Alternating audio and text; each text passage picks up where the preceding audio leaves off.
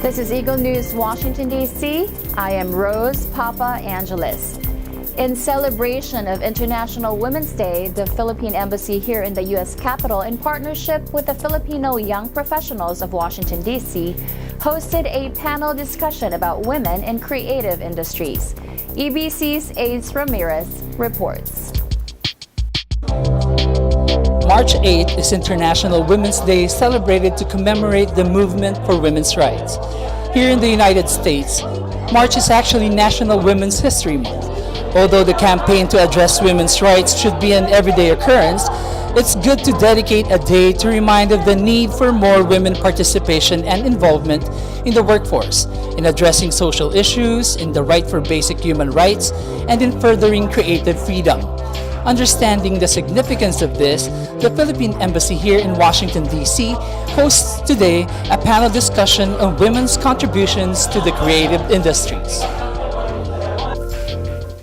Philippine Ambassador Jose Manuel Romualdez welcomed the crowd with a message emphasizing the role of women in achieving the Philippine government's goal of sustainable, equitable, and inclusive development. With me is one of today's panelists. She is a graphic designer, entrepreneur, and owner of Josie Designs, Miss Josie Thompson.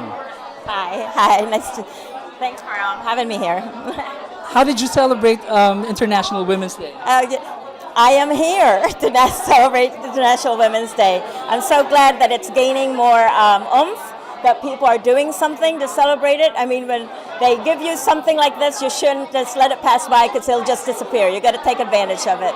Well, like I said, for marketing, I had joined the Chamber of Commerce. I became a president of the Chamber of Commerce. Actually, I was the first, Asian, not even just woman, president of that organization. And I became the president of Katipunan. And with all that, you get exposure. People hear about you. I kind of see that as interweaving. And again, also helping out organizations like the Maryland Women's Heritage Center and getting women's stories told. And making displays for them and stuff like that. Again, that kind of weaves in with my work, as well as bringing in what I believe in. I think development centered around highlighting the voices of anyone who is not traditionally heard is what I care about. Do you think this would appeal to the male market as well?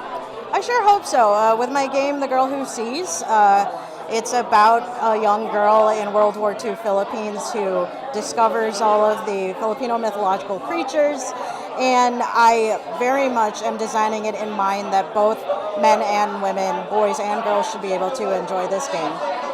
Having family members who appreciated me as a girl and encouraged me to reach for the stars and to take any opportunity that I could, that was really helpful. And certainly learning about the other females and older females in my family and learning about their stories has definitely empowered me to keep moving forward. The thing that is standing in the way of women, and especially women of color in media, is tradition, and tradition that needs to change in order for there to be more gender and racial equality inside newsrooms.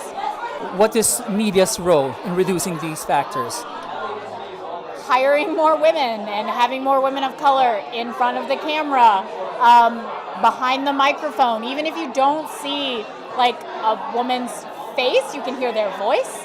Even if you can't tell if someone is a person of color, if just the sheer fact of looking up somebody, like I have a very American white name, but if you look me up, it's a pleasant surprise that I'm Filipina, right? And so media's responsibility in changing that is putting more women and more people of color into roles where they can touch and reach more people.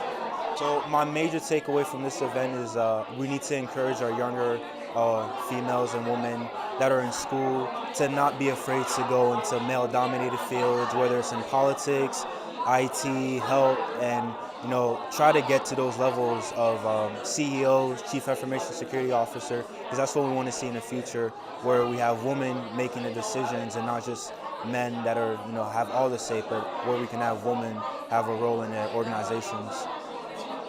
as a male officer in the Philippine Foreign Service, I'm a firm believer in the fact that I think and I truly believe that males are important partners for achieving gender equality and women empowerment.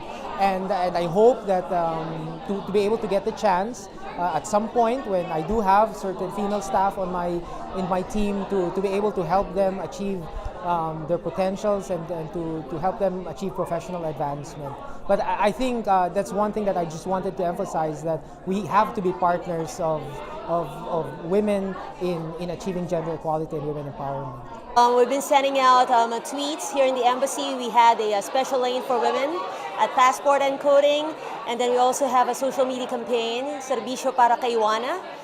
This has been done by all the agencies in the Philippines and also by all the embassies and the consulates general. And of course, preparing for this event with the Filipino Young Professionals of Washington, D.C. Very nice. We were here last year on Women's Day, and I remember the discussion was about women in STEM. We're here again, this time discussing women's contributions to the creative industry. Is lobbying for women's rights and engaging the Filipino community here in the U.S. Capitol in these types of campaigns, is it a constant and conscious effort of the Philippine Embassy? Oh, definitely. Definitely it's a conscious effort. You know, as mentioned over and over again during this talk, the Philippines has consistently been ranked as the most gender equal country in Asia. But even then, we feel that there's still a lot of work to be done.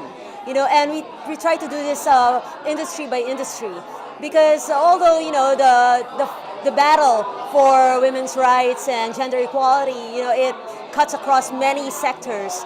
It's still easier to just bring together specific individuals and groups and to talk about the, you know, challenges that are unique to their circumstances, you know, to make it more digestible and also to recruit more allies in this fight. From the Philippine Embassy in Washington, D.C., I'm Ace Ramirez, 1 with 25. Thanks, Ace. Some very interesting insights there. The United States is celebrating March as National Women's History Month. That is today's Eagle News, Washington, D.C. Join us tomorrow for stories that matter to you. Visit our website at Eaglenews.PH and like us on Facebook. Follow us on Twitter at twitter.com/Eaglenews.PH. Thank you for watching. I am Rose Papa Angeles, and I am 1 with 25.